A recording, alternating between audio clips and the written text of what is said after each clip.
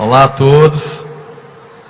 Bom, eu queria começar com um pensamento que não é espírita por não fazer parte da codificação, mas é espírita por nos fazer compreender de um outro modo aquilo que Jesus dizia: o mundo jaz no maligno. Krishnamurti, ele vai nos dizer o seguinte: não é saudável estar adaptado a uma sociedade doente. Vamos pensar no que ele está dizendo. Não é saudável estar adaptado numa sociedade doente. Nós sabemos que o processo de transformação pelo qual nós estamos passando, ele não é um processo que mexe apenas com a coletividade. Não obstante o fato de que está muito claro para nós, e não precisa ser nenhum pesquisador do comportamento humano, filósofo, que nós estamos diante de uma crise sem precedentes. E essa crise, ela não é apenas uma crise política, como muitos de nós pensam. Talvez na pergunta que eu fizer vocês vão entender o que eu quero dizer. Nós estamos vivendo uma crise política, sim ou não? E se em vez de responder sim, nós disséssemos também? Entende a diferença? Então nós estamos vivendo uma crise política também. Nós estamos vivendo uma crise no modelo de construção das famílias. Nós estamos vivendo uma crise no modelo de educação dos filhos. Nós estamos vendo uma crise na forma como nós vivemos a nossa interioridade. Percebe que essa é a maior crise da história humana? Eu aqui não estou nem falando ainda como espíritas. Pensa assim, que a gente está num congresso de cientistas estudando as crises humanas e eles vão ficar perdidos porque eles não têm noção do que é que essa crise representa. Porque para os olhos apenas humanos e acadêmicos, nós ficamos apenas com o sentimento de caos, o sentimento de um mundo parece que inviável. Daí os discursos apocalípticos que tentam dizer o seguinte para nós: que a Gênese vai justamente desconstruir com toda a força, depois que Kardec, 10 anos após o Livro dos Espíritos, amadurecendo toda a sua compreensão daquela mensagem que ele recebia, nos traz um livro que aprofunda a compreensão do Evangelho de Jesus nas perspectivas sobre os milagres e as predições, com a lucidez que essa doutrina nos oferece. Então, sem essa lucidez, nós somos tomados por um sentimento de depressão, de desistência e de caos. E os discursos apocalípticos ganham força, que querem dizer algo muito confortável para os espíritos que não querem participar na transformação do mundo e colaborar com Jesus. O conforto dessa visão apocalíptica é dizer: o mundo está perdido, o projeto humano é decadente, só resta ser tudo destruído. No fundo, isso é confortável, porque no fundo, isso me desobriga a tentar consertar um mundo que eu adoeci. No fundo, isso tira de mim a responsabilidade de consertar esse mundo, consertando a mim mesmo. E se nós vivemos movimentos de transformações, movimentos apocalípticos, não é com a visão de destruição de um pai amoroso que criou uma obra e que ele, como se fosse uma pessoa que ficou com tédio, resolveu destruir, porque não deu certo. Seria incoerente até mesmo imaginar que Deus tinha criado algo que não fosse dar certo. O projeto humano, como Suzana muito bem colocou, e de transformação, é um processo muito intenso, muito árduo e que demanda muito tempo. E daí a necessidade de nós termos esse elemento transcendente, que é essa fé racional, que faz com que a gente observe o panorama do planeta agora e veja, para além dos discursos que estão presentes na nossa vida, um mundo melhor. Não obstante a isso, a gente percebe que mesmo no mundo acadêmico, pessoas começam a ter a experiência de perceber que algo muito grandioso está acontecendo. Elas não douram a pílula, elas fazem exatamente aquilo que Paulo nos propõe e que a doutrina espírita nos convida também a fazer: vede tudo, mas retende o que é bom. Não é que eu não vá observar as crises, os riscos, os muitos perigos que circundam um planeta que está em profundo processo de transformação, porque é um processo interior que está se materializando no coletivo. Não é que eu não vá ver os riscos desse mundo no momento que nós nos encontramos, mas é que eu posso entender a finalidade de tudo isso. É que eu posso entender que existe um Cristo amoroso que está no leme da existência e que jamais vai deixar esse barco naufragar.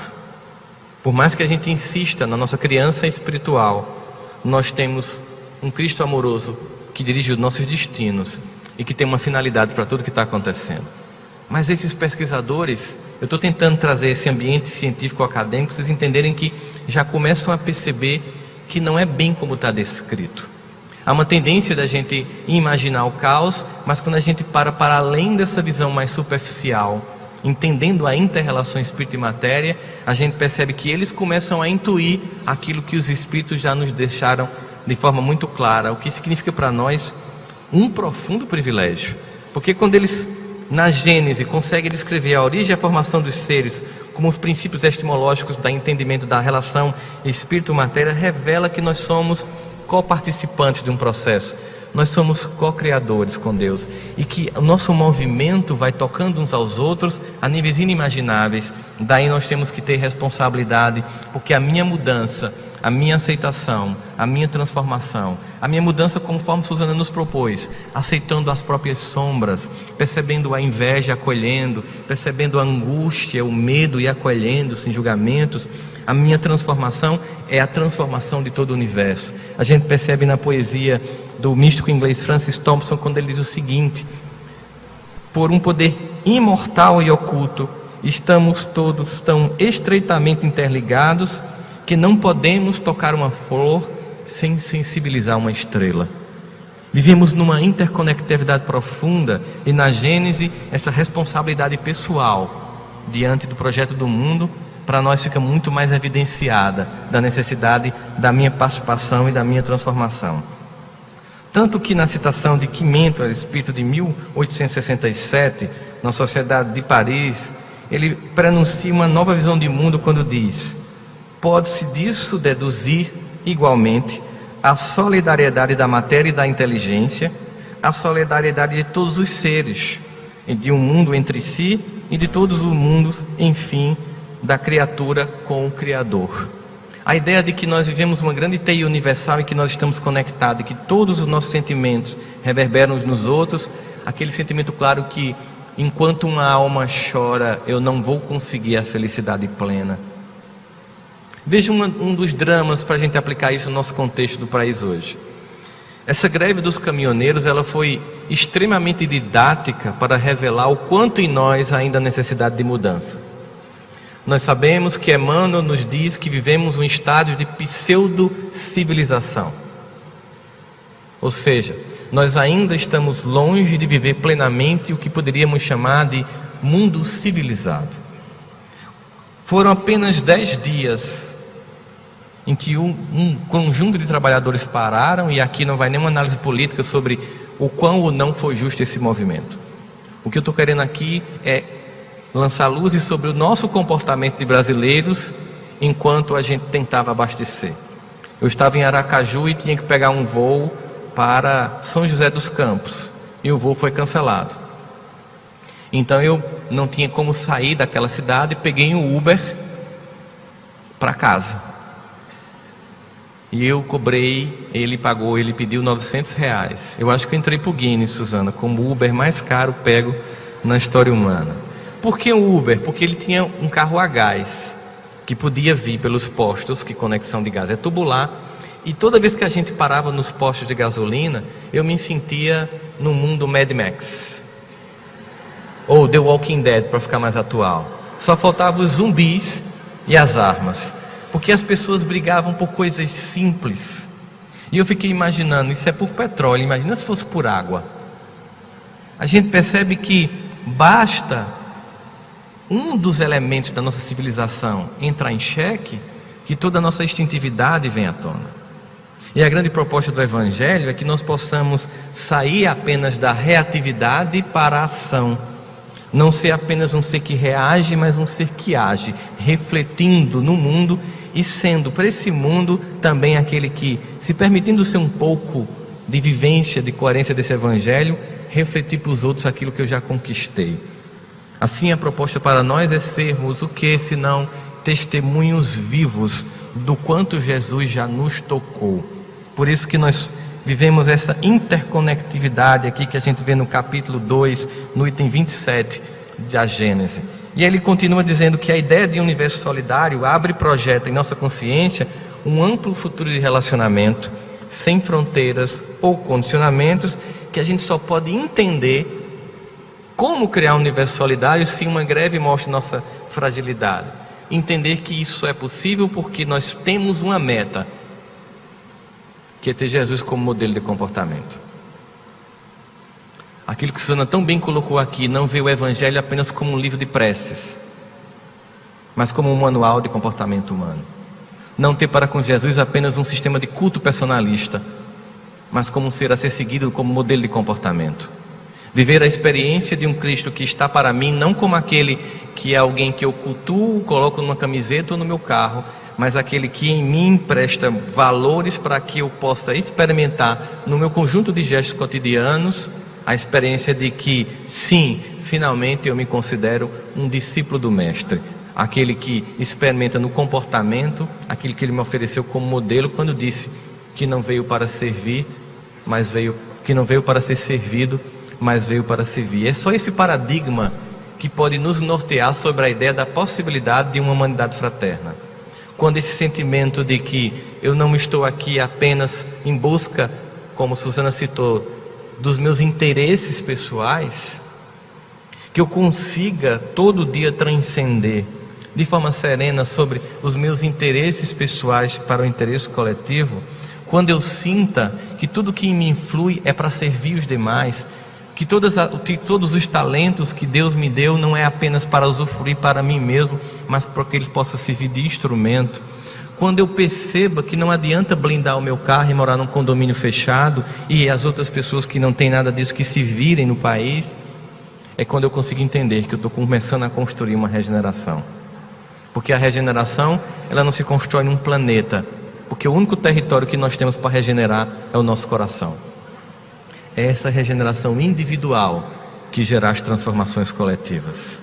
Nós sabemos que irmãos nossos ao longo da história humana, extremamente bem intencionados, imaginaram transformar o mundo a partir de uma perspectiva política.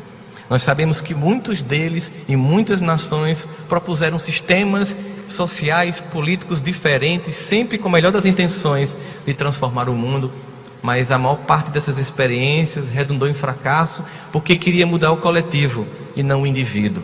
E a gente percebe que a mensagem de Jesus, ela vai num contraponto a tudo isso. É uma proposta de transformação do indivíduo, para que o indivíduo modifique o coletivo. E aí eu vejo a minha responsabilidade nesse projeto. Quando a gente percebe aqui o progresso da compreensão que Kardec foi adquirindo no intercâmbio com os espíritos, a gente percebe que essa obra, a Gênesis, ela é tão rica, ela é tão desafiadora, que provavelmente só as futuras gerações vão poder se debruçar mais profundamente para entender a grandeza do que ela nos traz.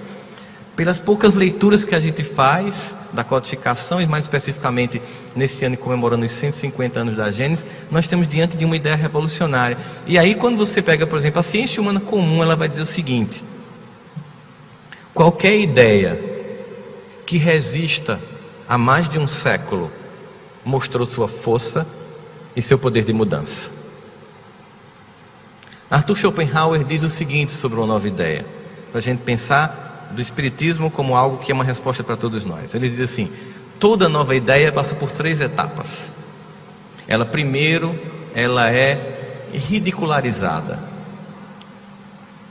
A gente já passou por isso, né, Susana? Assim, tá indo bater bumbo, né? Tá dando um eco aqui no microfone.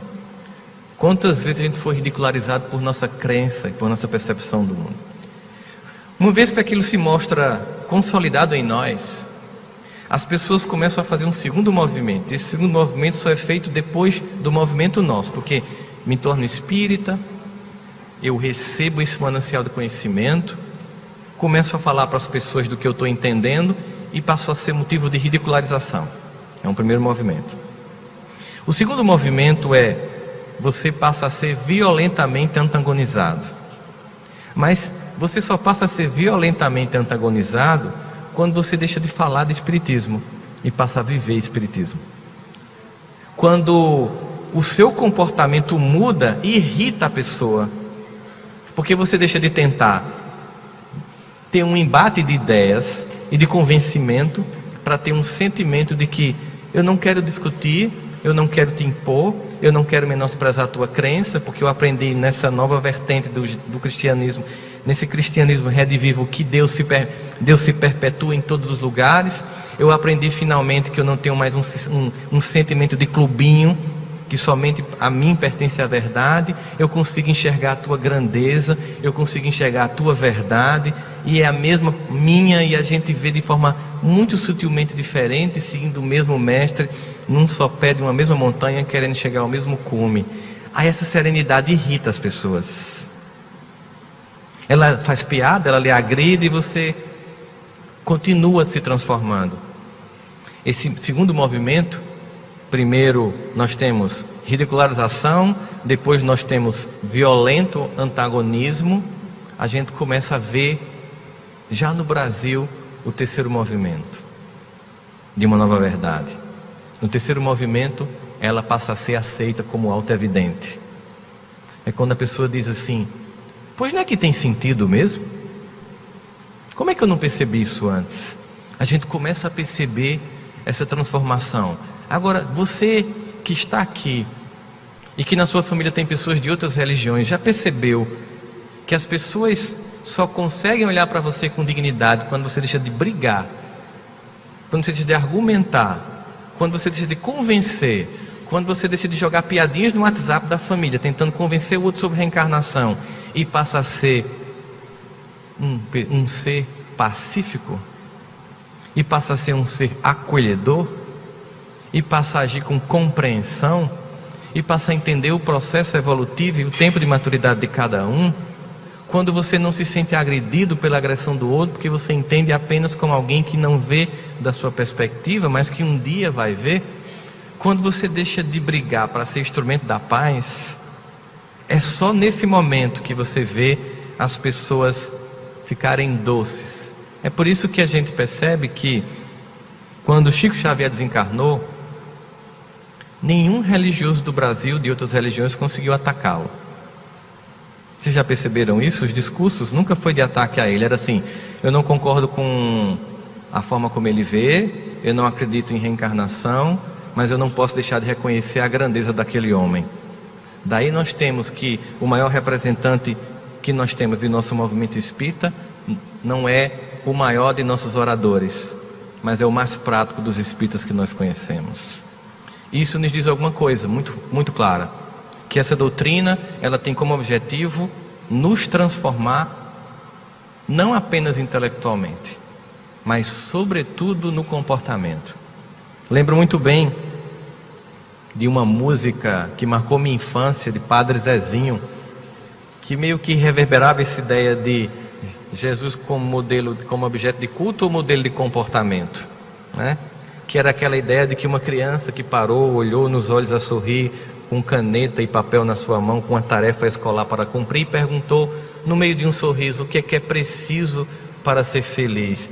E não foi dada uma receita, seja católico, seja evangélico, seja espírita, ou faça campanha do quilo, ou vá visitar um asilo. Não foi exatamente os muitos sistemas de crenças mais infantis que nós colocamos, como criando circunstâncias que nos dão uma falsa sensação de evolução espiritual,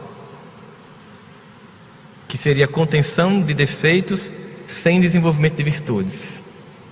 Eu apenas reprimo, mas não desenvolvo minhas competências. Para a resposta ele diz: amar como Jesus amou, sonhar como Jesus sonhou, viver como Jesus viveu, sentir o que Jesus sentia, porque só assim, ao chegar o fim do dia, eu sei que eu dormiria muito mais feliz. O que seria esse dormir muito mais feliz sem precisar de Rivotril? Entende? Seria um sentimento de coerência entre aquilo que eu já entendo como compreensão da proposta de Cristo na minha vida e aquilo que eu já levo para a minha prática de existência. Dormir feliz é sentimento de dever cumprido, é deixar de viver um sentimento de hipocrisia pessoal. Nós vivemos a experiência de transformação o tempo inteiro. A Gênese e as predições, elas entendem a consequência de lei de causa e efeito de uma forma muito mais profunda, aventando para nós que os cataclismos pelos quais nós vamos passar e estamos passando não são de ordem geológica, porque sempre aconteceram. As placas tectônicas do planeta sempre se chocaram, ondas sempre aconteceram, terremotos, maremotos. A única coisa que a gente tem hoje é uma transmissão ao vivo pela CNN. Quando estava passando o furacão lá, o ano passado eu ia pegar o voo, e aí como Jesus me conhece, né? Eu ia de todo jeito, mesmo com um furacão. Aí eu tive hérnia de pescoço, 2. Foi a única coisa que me impediu de viajar. E todas as cidades onde eu ia falar foram evacuadas. E eu falava com Suzana, falava com Rossana, preocupado com eles. A única coisa que tem é transmissão ao vivo. Mas o que está se movendo hoje no mundo é nossa interioridade.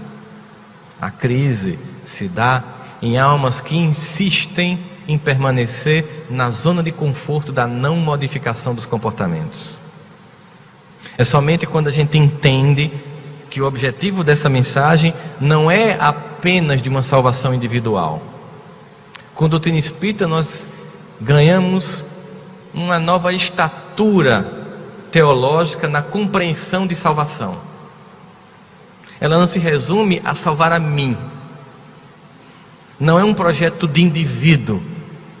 Com a doutrina espírita nós entendemos que o Evangelho de Jesus não se presta à salvação individual. Ele é um projeto de redenção coletiva. Enquanto um só ser não estiver embarcado na nave da bondade, do acolhimento da caridade, todos continuaremos sem o barco zarpar, navegando a novos rumos de processo evolutivo. Portanto, eu não posso me preocupar apenas em construir o meu desenvolvimento espiritual. Eu preciso construir o desenvolvimento espiritual dos outros. Quando eu faço palestras em escolas, antigamente eu costumava dizer muito assim a professores. Aqui tem professores, por favor, levanta a mão. Escola pública. 3 encarnação numa.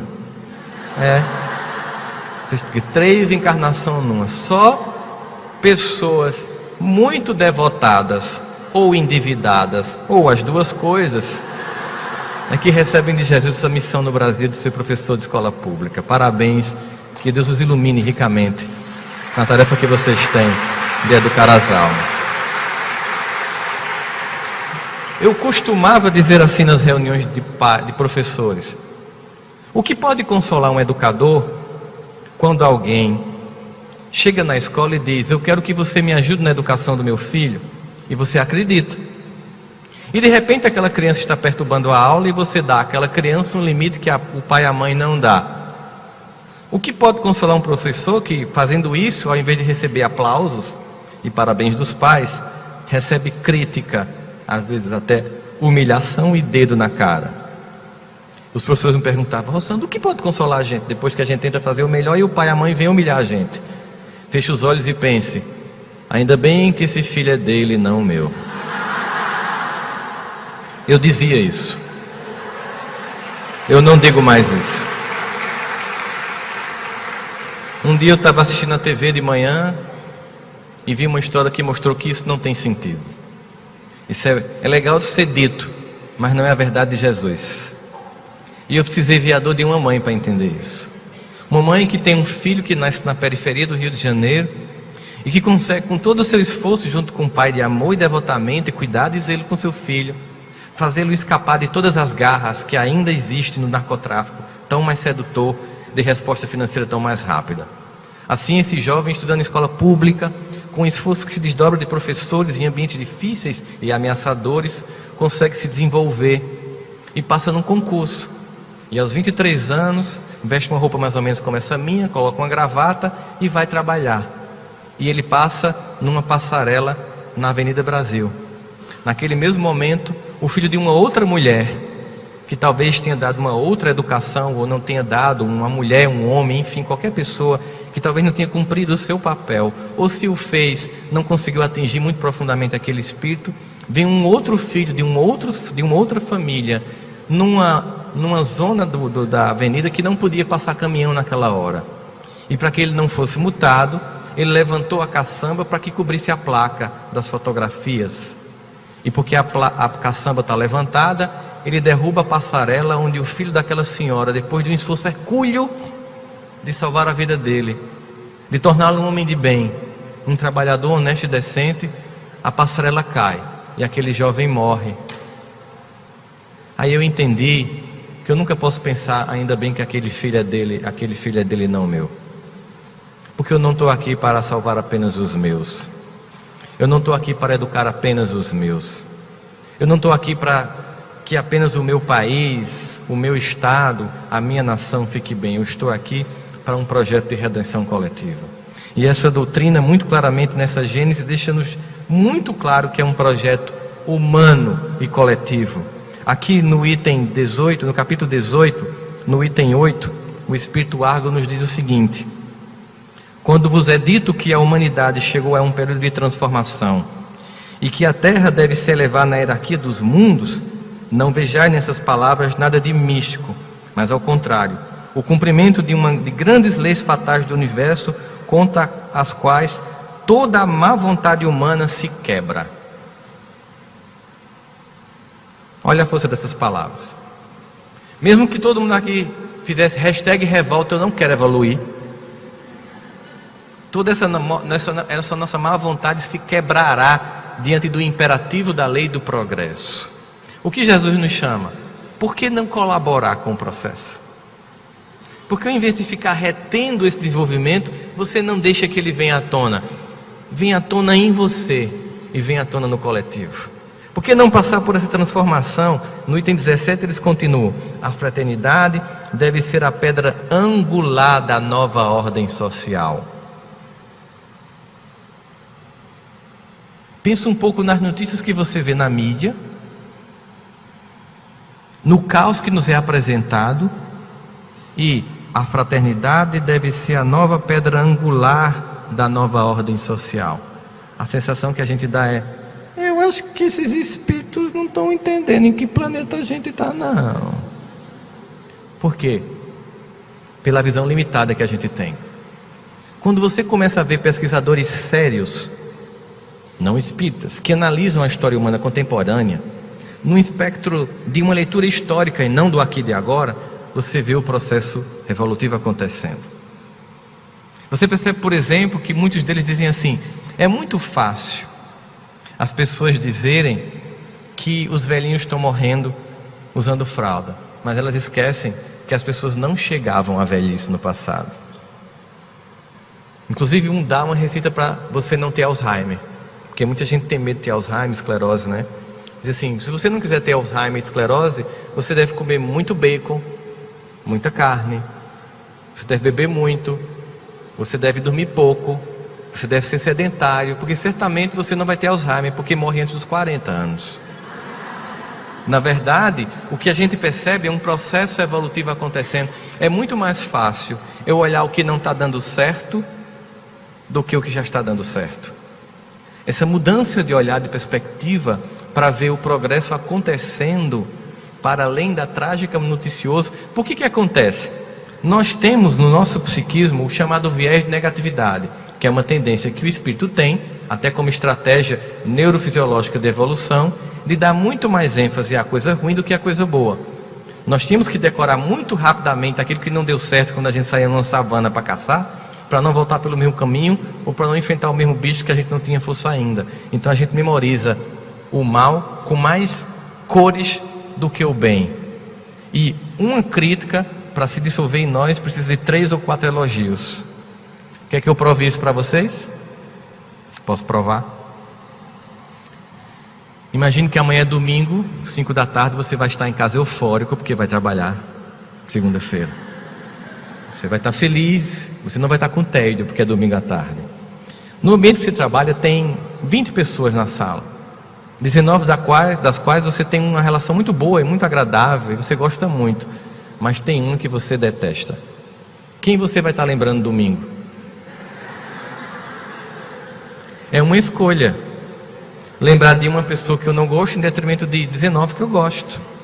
Há uma tendência de ver negatividade que a mídia captura. O ibope do mal existe porque a gente quer ver. Mas assim mesmo, apesar disso, uma vez eu estava dando uma palestra num lugar falando sobre maternidade, e uma mulher disse: As mães de hoje não prestam mais, Rossandro. Você viu aquela mãe que matou o filho? Tinha saído recentemente uma história de uma mãe que matou filhos. Eu não consigo ver a sociedade a partir do exemplo de uma mãe com transtorno mental que esfaqueia um filho. Para mim, mãe é aquela que todo dia eu conheço, que levaria 50 facadas em nome do filho. É essa mãe que eu vejo hoje no mundo. É esse pai que eu vejo hoje no mundo. Eu não vou pegar um exemplo de um irmão doente para definir a maternidade ou a paternidade. É o conjunto das experiências que nos define, esse se doar que a gente tem a cada dia. E no capítulo 19, no item 19, eles ainda diz: só o progresso moral pode assegurar a felicidade dos homens sobre a terra, pondo um freio às más paixões. Só ele pode fazer reinar entre eles a concórdia e a fraternidade. Olha só, o progresso moral será um freio às más paixões, porque a gente tem sempre uma tendência de imaginar que o meu processo de desenvolvimento pessoal se dará pela repressão das más tendências, sem o acolhimento, como Susana disse assim: oh, bom dia, inveja, né? Bom dia, por que você ainda está no meu coração? Que sentimento é esse? O que é que existe dentro de mim ainda que eu preciso experimentar? Eu lembro que eu gosto de contar essa história porque ela é muito arquetípica sobre esse padrão de sentimento que você acolhe ele para depois amadurecer. De uma paciente que chegou um dia muito irritada. Ela tinha passado pelo SISU, que é um sistema de Enem que você mora num estado e passa no vestibular em outro estado. Então ela era do estado do sul do Brasil e passou no vestibular de medicina lá na minha cidade, em Campina Grande, na Paraíba. E ela era minha paciente e um dia ela entrou com muita raiva e disse assim: eu odeio aquela nojenta. Aí sentou. E eu perguntei para ela: qual? Porque ela tem uma lista enorme de nojentas na vida dela. Você não conhece essa? Aí eu fiz: e a sua lista só aumenta, né? E eu perguntei uma coisa: o que foi que ela fez para você reputar ela como nojenta? E ela me disse uma pérola da psicologia humana. Você acredita que toda vez que essa menina vai apresentar seminário no curso de medicina, Rossandro, essa nojenta toda vez tira 10? E depois de uma pausa eu disse: só para me irritar? E aí eu pensei, a famosa hora da terapia do choque. Terapia do choque é quando você vai dizer uma coisa que provavelmente o paciente jamais vai voltar. Nem aquela sessão ele vai pagar, mas ele jamais vai esquecer. E eu disse para ela: eu acho que eu vou fazer uma especialização nova em psicologia. Ela: por quê? Porque eu estou demorando a perceber as coisas, eu estou meio desatualizado. Eu disse: por que você está dizendo isso? Porque eu demorei a perceber essa característica sua. Ela: qual? Há quanto tempo você está aqui em terapia? 6 meses. Pois é, eu estou muito lento. Poxa, fiquei triste comigo agora. Por quê? Porque eu demorei a ver isso em você. Ela: o quê? Você é burra. Aí ela se chocou e disse: como assim? E como a gente costuma dizer aqui na Paraíba, burra com força, com vontade de ser burra. Ela fez: você sabia que eu estou te pagando? Eu disse: para dizer a verdade, se você acha que não, você é mais burra do que eu estou imaginando. E por que você está dizendo isso? Você quer que eu prove? Prove. Quando essa colega de faculdade vai apresentar o seminário, o que você faz? É claro que eu saio da sala. Você está vendo como você é burra? Por quê? Porque a mediocridade se afasta da inteligência, mas a humildade se aproxima para aprender. E é preciso ser inteligente para fazer isso. Quem é inteligente não se ofusca com a luz dos outros, aprende e se ilumina também. Quem é estúpido se afasta. Na verdade, era uma simples proposta para ela de transformar um sentimento, de acolher o sentimento da inveja e amadurecê-lo para um sentimento de cobiça. Inveja sendo entendido como o desgosto pelo que você tem, o lamento pelo que você conquistou, a tristeza por sua conquista. Na inveja, a minha criança interior está dizendo: por que ela recebeu e eu não? No acolhimento dessa criança, você troca o sentimento de raiva pelo crescimento, pelo sucesso, pela característica que o outro tem, que é um sentimento de escassez, como Suzana muito colocou, por um sentimento de abundância, em que você agradece pelo que o outro tem, porque ele te ensina. Sabe quando você vai aprender uma coisa nova? Você vai aprender um curso, vai para a França, aí faz assim, lá eles não gostam de falar nem inglês, então deixa eu aprender algumas palavras. Aí você entra num curso, que é um teste de resistência a aprender idioma no Brasil, porque você entra numa sala de aula e um adolescente de 10 anos fala melhor do que você, muito, né? Aí eu cheguei lá, Suzana, a professora, Rossano, você gosta de tomar banho? Eu disse, professora, eu estou assim meio vencida. Disse, não é isso não, é porque você gosta, gosto. Então quando você for para lá, você tem que pedir um banheiro, um quarto em que o banheiro tenha chuveiro, porque lá muitos quartos não tem chuveiro no banheiro. Sério? É. Então repita comigo. Aí ela disse bem corretamente, e eu repeti bem: Je voudrais un bain avec douche. É como se eu dissesse The books on the table. Aí ela pediu: Arthur, 10 anos, Je voudrais un bain avec douche. Eu olhei para Arthur e fiz: miserável, peste. Sábado de manhã lá vem eu para Arthur dar um show de francês na minha. Aí eu pensei, caramba. Ela perguntou a mais uns 3 adolescentes e todos: Je voudrais un bain avec douche. Aí eu disse, caramba, se eu entender que Arthur é mais um professor, em vez de eu ficar chateado porque eu estou aqui e falo péssimo francês, eu vou entender que eu tenho uma professora e mais 5 alunos que contribuem com o meu aprendizado. Eu troco o sentimento de escassez pelo sentimento de abundância.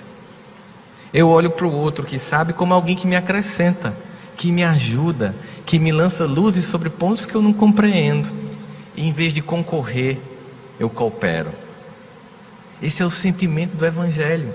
É quando eu olho para os outros não mais com um sentimento infantil de concorrência, mas como um sentimento nobre de cooperação, em que eu entendo que nessa orquestra do universo cada um toca seu instrumento. Olha a proposta lá da parábola dos talentos. Um recebe 1, um recebe 2 e um recebe 5. E a frase que define em Marcos, no capítulo 25, é aquele que diz: porque tive medo, eu escondi o meu talento. Isso é ingratidão a Deus pelo que lhe foi ofertado. É quando o indivíduo, de forma infantil e compreensível, diante da orquestra do universo, não entendeu que Deus deu a cada um instrumento, e nos cabe assim apenas aprender a tocá-lo da forma mais perfeita possível, com a maestria que o tempo e a maturidade dá. Isso é possível quando eu faço o movimento comum de um músico, que é me concentrar na partitura e olhar para o regente, sendo a partitura o Evangelho de Jesus e o regente o próprio Jesus. Toda vez que eu olho para mim e para a partitura e tento tocar com os dons que eu recebi o meu instrumento sobre a batuta do mestre, eu consigo executar a melodia da cooperação no universo. Este é um mundo de regeneração, um mundo de expiações e provas. É um mundo no qual, ao invés de olhar para a batuta e para o Evangelho, que é a minha partitura, eu olho para o lado e lamento porque eu tenho uma flauta e o outro tem um trombone. Toda vez que eu paro de enxergar o meu projeto, a minha contribuição, o meu processo, e olho para o outro, eu me infantilizo, eu me desconecto de mim e me desconecto de Deus. Toda vez que eu volto a olhar para mim e entendo que é o conjunto desses instrumentos diversos, eu entendo que o projeto de Deus é exatamente da diversidade. E veja, o grande desafio do mundo atual é a experiência de viver e respeitar a diversidade. Veja neste momento quantos de nós estamos divididos no Brasil por opiniões infantis políticas. Veja quantos de nós, hoje em dia, por qualquer tipo de opinião no campo do gênero, no campo da política, no campo da religião, somos odiados por metade da população. Veja quantos espíritas têm usado as redes sociais com afinco diário para defender homens e mulheres falidas e falidos. E esquecem de, com a mesma intensidade, entender que a nossa bandeira nesta encarnação não é de uma cor nem de outra que não seja a única bandeira branca da paz, porque nesta encarnação o convite é que Jeová Nessi, o Senhor, seja a nossa bandeira. Que nós possamos usar toda a nossa força e nosso empenho para levar a concórdia e não a divisão. Que nós possamos entender que neste mundo a construção de uma sociedade de progresso se dá pela aceitação absoluta das diferenças, em que eu vou ver como cada instrumento compõe a grande orquestra melodiosa do universo. E assim Jesus, sempre esperando que a gente olhe para o regente, para finalmente executarmos a bela harmonia do nosso espírito, deixamos de ser infantilmente aquele que observa do lado, do outro olha para trás, e como diz Emmanuel, quando a gente pega na charrua para servir, quando a gente pega na enxada, não dá para olhar para trás, é para seguir, é para ser célere nesse processo.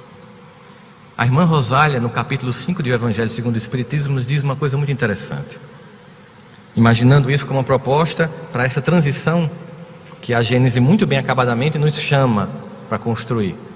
O que vos é solicitado neste mundo que vos encontreis é que vos suporteis uns aos outros, e é o que menos conseguis fazer.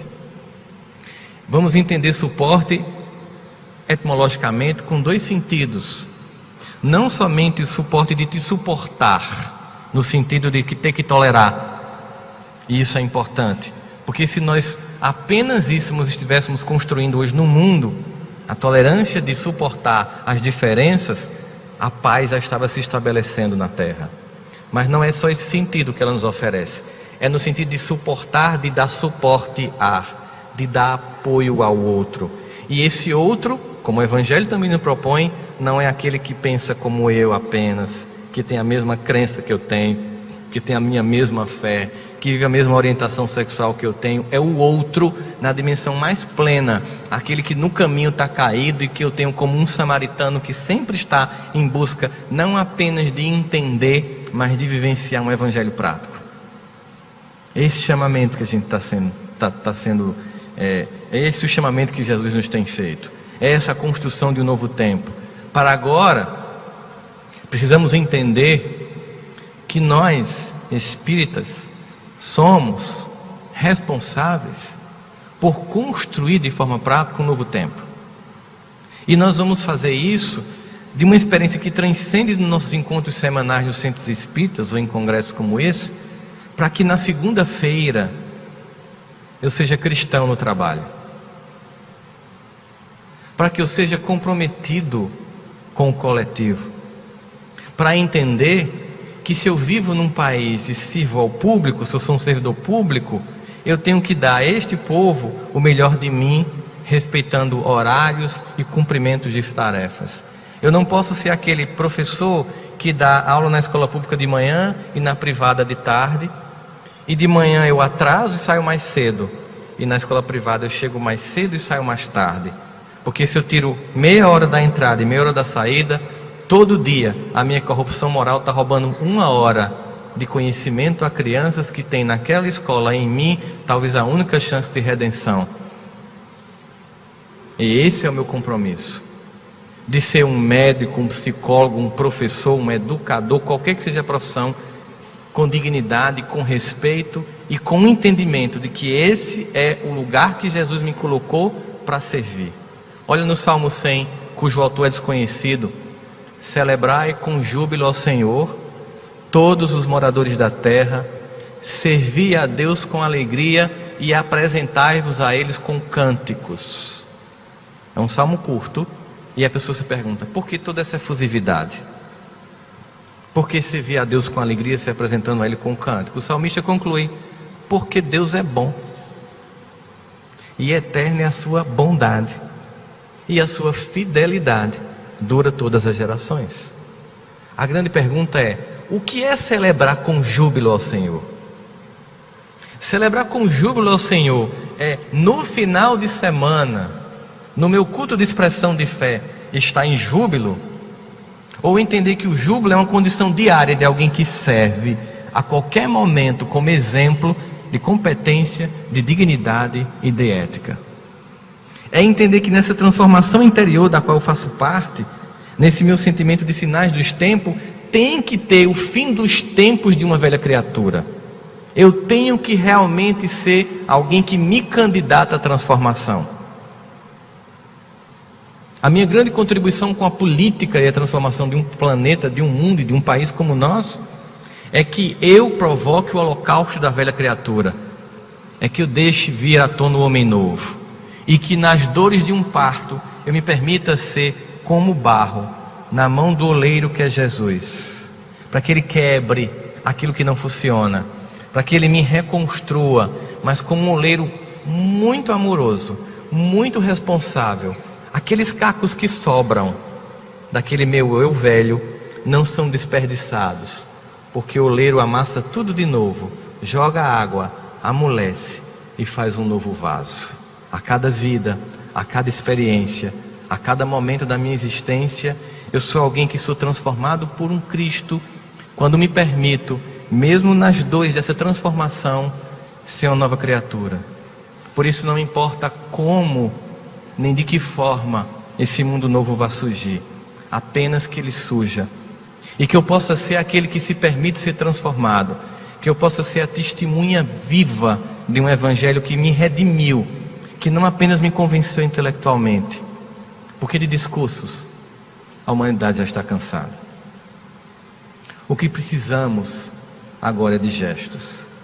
É hora do testemunho. Como disse o Papa Francisco, num dia que eu fui fazer uma palestra no Movimento Espírita em Roma, curiosamente era uma quarta-feira, e eu fui visitar o Vaticano e ele estava lá fazendo audiência pública.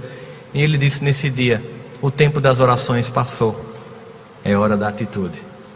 Eu tive aqui recentemente, na fronteira com a Venezuela, numa palestra aqui, e fui visitar o acampamento da Fraternidade Sem Fronteira, que tem acolhido pessoas que têm vindo da Venezuela. E fui conversar com um pai de família, que primeiro veio ao Brasil, viu as condições, voltou para pregar a esposa e os 4 filhos, e quando chegou lá, era o velório da esposa, ela tinha morrido. Ele enterrou a esposa e no mesmo dia veio a pé, andando por mais de 17 horas, para entrar no Brasil. E eu conversei com as pessoas da cidade, e eu percebia o ódio delas, o sentimento de que elas não deveriam receber, de que nós devíamos fechar a fronteira. E eu perguntei: quando você viu aquela criança que vinha de Alepo, morta na praia do Mediterrâneo, com aquela camisinha vermelha, aquela foto que constrangeu o mundo, o que você achou dos europeus? Ela disse: frios e distantes. Agora é nosso testemunho. É tão fácil julgar o comportamento dos outros. Agora é hora do nosso testemunho. É hora de nos perguntarmos: como é que eu posso contribuir?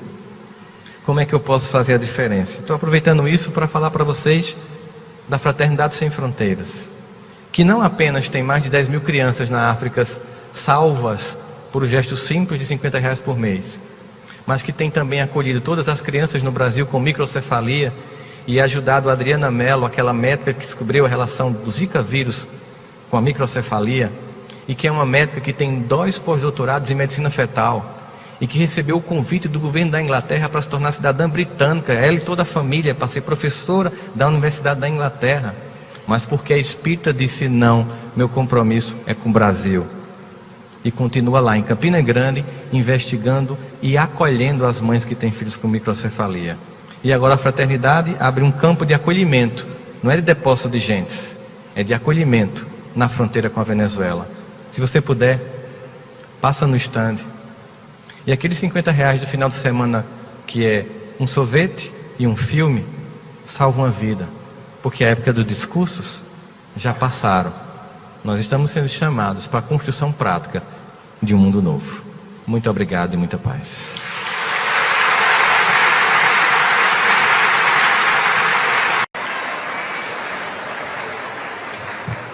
Então, gente, Vamos nós. Agora vai ser nível hard, ok? Estão preparados?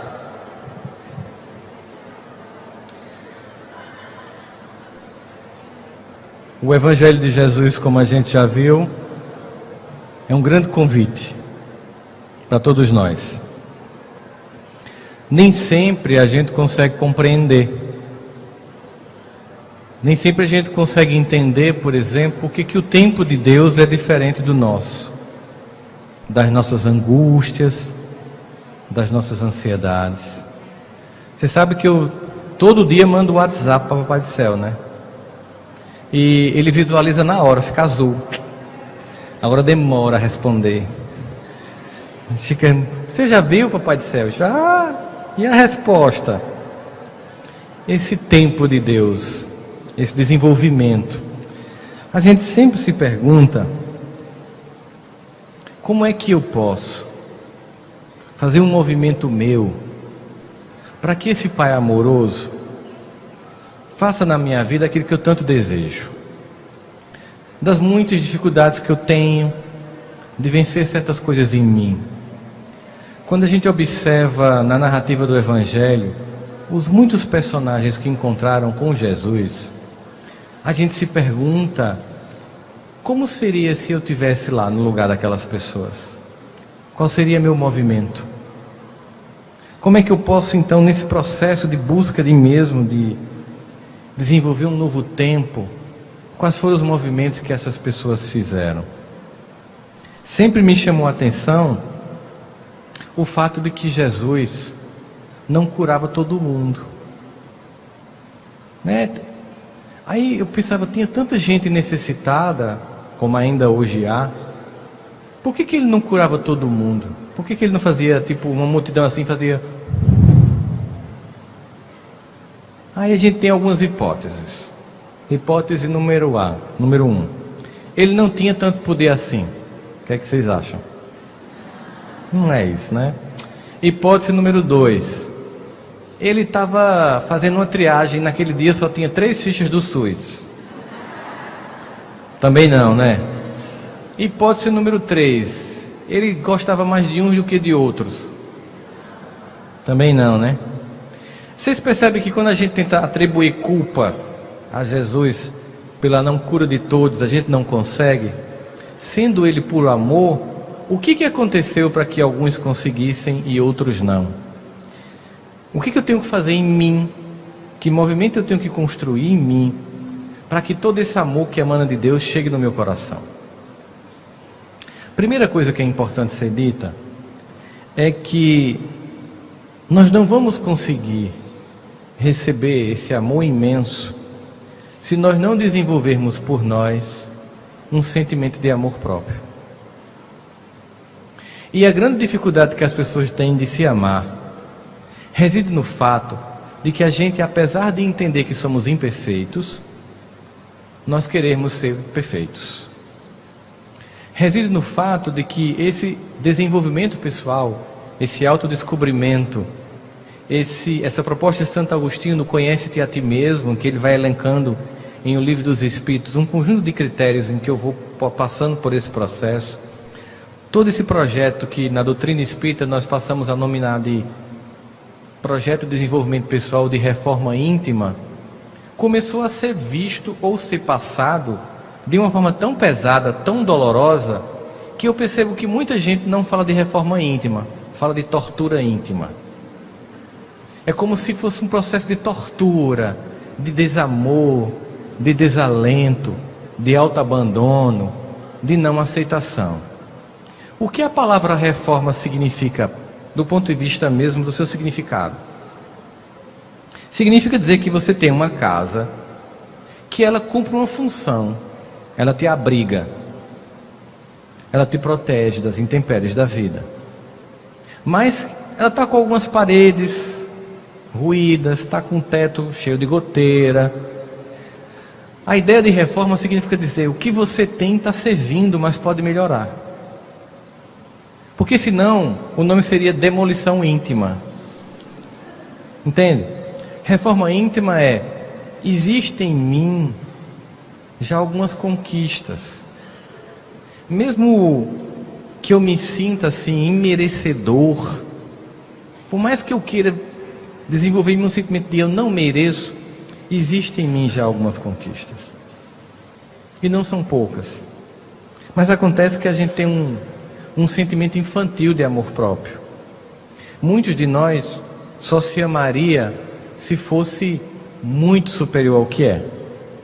Nós criamos uma espécie de versão nossa, que eu chamo versão X-Men de você mesmo, em que você teria que ser, para ser amado ou para se amar, ser bom em absolutamente tudo. E isso se tornou a grande loucura da humanidade hoje em dia. Um sentimento infantil de que o ser criado pode ser perfeito como Criador. E esse sentimento alimenta em nós uma sensação de que nós não merecemos o amor de Deus. Por isso que a grande pergunta hoje que os seres humanos se fazem com esse sentimento profundo de desamor não é mais o que Hamlet, na tragédia que Shakespeare descreveu para a gente, se convencionou chamar de uma busca de entender o próprio eu, to be or not to be, ser ou não ser. Eis a questão. O que eu mais escuto das pessoas hoje em dia é resumido em uma filosofia profunda, que fala profundamente das almas de hoje. Vocês vão rir, mas é pura filosofia, que diz assim: você não vale nada, mas eu gosto de você, e tudo o que eu queria era saber por quê. Tem resposta a essa pergunta filosófica de por que eu me submeto a quem não gosta de mim? Por que eu me submeto a relações infelizes? Por que eu me submeto a traição e humilhação? Porque eu me tornei um terreno baldio para que o lixo dos afetos dos outros sejam depositados em mim? Porque eu me amo tão pouco que aceito a migalha dos outros e ainda peço alguma coisa a Deus. E não é assim que funciona. Se eu sou imagem e semelhança de Deus, eu não posso me ver como um lixo. Eu não posso me ver como imerecedor. Provavelmente alguns de vocês devem estar aí dizendo assim: é porque você não sabe quem eu sou, Rossano. Se você soubesse quem eu sou, você realmente perceberia como eu não sou merecedor. Eu diria o mesmo para vocês: é porque vocês não sabem quem eu sou. Vocês conhecem um personagem de YouTube, que muita gente chega perto de mim achando que eu sou um avatar, que só estava no YouTube. Na verdade, todos nós temos as nossas fragilidades, os nossos medos, os nossos receios, mas o Evangelho é um convite de amar-se já, não amanhã. O Evangelho é um convite de se aceitar agora e não depois. O Evangelho é um convite para se perdoar agora e não no futuro. Senão fico preso numa teia de sentimento de menosprezo e não consigo entender por que algumas pessoas conseguem e eu não. No fundo, eu desenvolvi em mim um sentimento de não merecimento, porque eu desenvolvi em mim um sentimento de culpa, e a culpa não me leva para um lugar nenhum. Ela é um primeiro momento para que eu desenvolva o arrependimento e a reparação. Existe um personagem que eu acho fantástico, porque ele vive um momento em que qualquer um de nós seria tomado de culpa profunda, mas ele consegue, diante daquele cenário, imediatamente deixar a culpa de lado e partir para a mudança de atitude. É um homem chamado Saulo de Tarso, um judeu, doutor da lei, discípulo de Gamaliel, um dos mais belos e poéticos interpretadores da Torá. Um homem que, como o seu povo, esperou durante milênios a vinda do Messias e suportou tudo: escravidão, destruição, e tudo era com um projeto de futuro. A promessa para suportar tanta dor enquanto o povo era que eles estavam criando o ambiente para a vinda do Messias. E Paulo esperava isso. Paulo certamente fez o seu bar mitzvah aos 12 anos, colocou o seu kippá e fez a sua entrada no templo, lendo a Torá decorada. E aquele homem começou a perseguir as pessoas que seguiam Jesus, porque ele não tinha entendido que aquele homem que ele tanto procurava e seu povo já tinha chegado.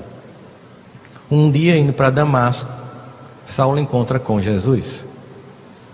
Não existe exatamente uma explicação muito clara do que fez Paulo se convencer imediatamente de que Jesus era o Messias. Mas certamente, pela emanação profunda de amor que emana do Cristo, do coração dele, que até hoje nos atinge, a presença espiritual de Jesus perto de Paulo, para ele foi o registro necessário e cabal para ele entender que Jesus era o Messias. Imagine então que sentimento ele poderia ser tomado. Se ele esperou aquele homem a vida inteira e ele na verdade matava quem o seguia e fez o primeiro mártir, que foi Estevão, que sentimento poderia tomar conta do coração dele? Dois sentimentos das criaturas infantis: culpa. Eu não mereço Jesus. Eu sou um completo idiota. Como é que eu não me dei conta de que você era o Messias? Como é que eu passei a minha vida inteira te esperando, meu povo inteiro te espera, você chega, eu não te reconheço e ainda mato quem te segue? Eu não mereço tua presença na minha vida. Ele fez isso? Segundo movimento, desculpa. Mas vamos combinar que você me enganou, Jesus. Eu estava esperando assim, sei lá, uma majestade em glória descendo com exércitos e anjos. Você nasce de uma manjedoura. Ficou difícil para mim perceber que você era você. Ele fez isso? Ele nem se desculpou, nem se culpou. O que foi que ele fez diante de Jesus? Ele fez uma pergunta, não foi? Que queres que eu faça? Entenda o que significa dizer? É assim, ó. Tá bom, eu entendi. Eu estava errando até aqui. Como é que eu conserto? Simples assim. Ponto. Eu não vou ficar aqui me maldizendo, me maltratando, me humilhando, me desculpando, nem me culpando. Joana de Ângeles nos diz: o ser consciente é aquele que, no seu processo de descoberta pessoal, nem se culpa, nem se justifica, apenas se transforma. Entendeu a lógica? É a mesma perspectiva psicológica de Paulo. No momento em que ele toma consciência, ele nem se culpa, nem se justifica, apenas se transforma e segue um processo. Porque não foi só a partir daquele, não foi exatamente a partir daquele dia que Paulo se transformou numa nova criatura. Ele passou toda a existência dele num processo de transformação, até poder escrever a segunda carta aos Coríntios. Aliás, a segunda carta esqueci agora o nome do discípulo que escreveu a carta, deu um branco, em que ele se despede, é considerada a carta da alegria, em que ele diz no final: eu cumpri a carreira, guardei a fé e mantive a doutrina sã.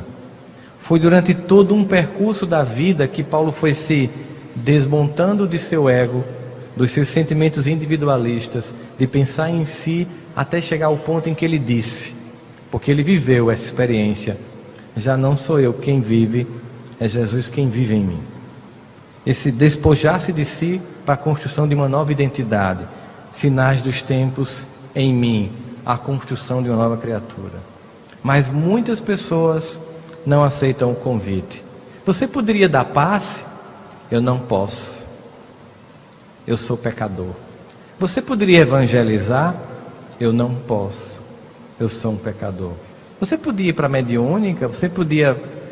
Desculpas que no fundo fazem você ficar na zona de conforto de não servir. Porque em doutrina espírita nós descobrimos uma coisa fantástica. O remédio para curar nossas almas doentes é curar as almas dos outros. Nós descobrimos que a caridade, como sendo a porta da salvação, nos diz que uma alma doente só se cura quando ela passa a cuidar de outra alma doente. Não é a experiência de eu vou ficar bom para servir. É a experiência de eu vou servir para ficar bom. Eu não vou esperar ser evoluído para falar o Evangelho. eu vou falar do Evangelho para que um dia eu me torne alguém evoluído. Eu aprendo na experiência e não na visão intelectual. E começo a entender que tipo de movimento eu preciso fazer para que esse poder imenso de Deus toque o meu coração. Assim eu sempre me perguntava sobre isso. Eu me perguntava, por exemplo, se Deus sabe da minha vida pessoalmente. Será que Ele sabe quem é Rossandro, que mora em Campina Grande, lá no interior da Paraíba, com o universo inteiro para ele administrar, tanto problema, tanto filho trabalhoso que ele tem mais do que eu, uns que estão administrando o mundo e estão meio complicadinhos, né? Vamos combinar. Eu fiquei pensando, será que Ele está sabendo das minhas questões internas? Será que Ele tem tempo para isso? E não sei se já aconteceu com vocês, de no dia do Evangelho ser um dia que você está muito mal. Já aconteceu com vocês? Aí você faz assim, com que cara que eu vou fazer o Evangelho hoje, meu Deus? Depois do que eu fiz hoje, eu vou fazer o que no Evangelho? Aí você faz tudo para esquecer. Eu vou esquecer que tem o Evangelho hoje, né? Mas o meu celular, ele desperta 1 hora para o Evangelho. Aí eu, esqueci de tirar o alarme, ó. Chegou o Evangelho, aí eu peguei aquele... Eu pego o livro Emmanuel, Pão Nosso, lá em casa carinhosamente chamado de Pau Nosso, que é cada paulada que dá. Abra ali, aquela mensagem é para você. Mas as pessoas infantilmente fazem, se é a cara de alguém. E o Evangelho, em vez de ser lugar do convívio e do acolhimento, é da acusação. Porque aquela mensagem não é a cara dos outros, é a minha cara. Eu não posso usar o Evangelho para dar recado à filha, à marido ou à esposa. O Evangelho é um recado para a minha alma. Senão as pessoas se afastam de mim e não vão conviver comigo naquele momento. A mensagem estava lá. Depois veio o Evangelho, a prece, ainda com o coração muito amarrado, muito doído comigo mesmo e muito doído com uma pergunta: será que Deus sabe quem eu sou? Naquela noite, eu tive vontade de pedir uma pizza. Peguei o meu telefone, que como um tablet ou um computador, tem uma coisa chamada endereço IP, que é como uma espécie de CPF, que só esse equipamento tem. É único. Ao mesmo tempo, os nossos equipamentos eles estão conectados por Wi-Fi ao sistema global de posicionamento chamado GPS. De tal modo que quando eu peguei o telefone e apertei e disse pizza, o Google disse para mim: existem tantas pizzas próximas à sua casa. A mais próxima é essa. Aí tem lá, clique para ligar. Aí eu imaginei que coisa, né? O Google sabe quem sou eu. É claro que Deus também sabe. Porque se o Google sabe, imagina Deus. Aí foi que eu fiquei irritado. Porque eu pensei, Davi não precisou de um smartphone para chegar a essa conclusão. Ele estava tão impactado com o conhecimento de Deus sobre a intimidade dele, a vida dele, que disse assim: Senhor, eu sei que tu me sondas. Sei que me conheces. Que eu esteja em pé ou deitado.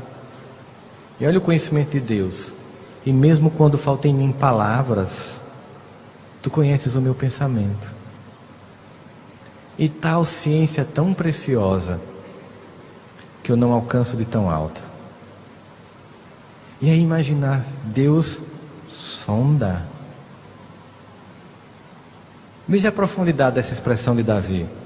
Quando você vai para um médico que ele pede exame de sangue, urina, tudo, e você chega lá e olha, e ele acha que o exame não está muito conclusivo, ele quer um exame mais profundo. Aí ele pede uma ultrassonografia, porque ele quer saber o que está acontecendo por dentro. E Davi entendeu isso. O Senhor me sonda, me conhece. Mas aí você fica pensando, Deus é perfeito. E na sua perfeição, Ele me conhece. E mesmo assim me ama. Como é que Deus me ama? Como é que o perfeito ama o imperfeito? Porque Deus nos vê como crianças aprendendo. Ele não vê pecados, Ele vê processos.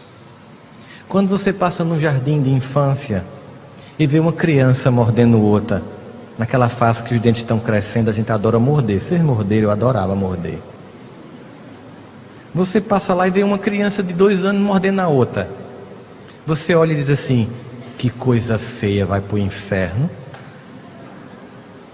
Ou você chega a achar engraçado e dizer: um dia vão se amar, vão ser melhores amigos, ou talvez se é um menino, vão até se casar, né? Imagina esse sentimento. É o que Deus, quando a gente está se mordendo aqui, pensa: vão se amar um dia. Se destruíram, eles vão voltar para se amar um dia. Não se perdoaram, eles vão casar. Aí vão ter que se perdoar todos os dias para ficar junto, né? Você veja o amor sempre manifestado, olhando aquele processo como crescimento. Então esse perfeito que ama o imperfeito, na verdade revela a minha perfectibilidade, a minha busca. E aí, se Deus sendo perfeito me ama, eu preciso me amar, porque Deus me ama já. Deus não me ama se. Deus não me ama na condicional. Eu só amo você se você for assim. Deus me ama já. E eu preciso me amar já. Mas ao mesmo tempo, isso não quer dizer que eu vou paralisar meu projeto de processo de desenvolvimento e amadurecimento espiritual e emocional.